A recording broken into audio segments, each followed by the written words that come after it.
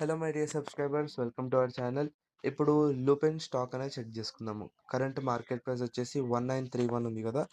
మనం volume indicator ఒకసారి on చేసేద్దాం. సో చూస్తున్నారు కదా ఫ్రెండ్స్, వాల్యూమ్ ఇండికేటర్ ఆన్ చేసేసాము.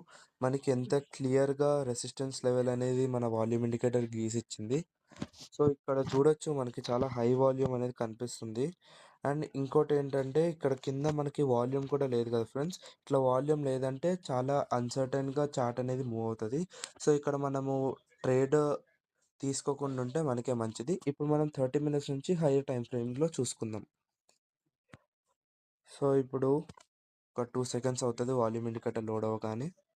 సో ఇప్పుడు చూడొచ్చు, మనకి వాల్యూమ్స్ కింద చూపిస్తుంది కదా, సపోర్ట్ లెవెల్ అనేది మనకు కనిపిస్తుంది.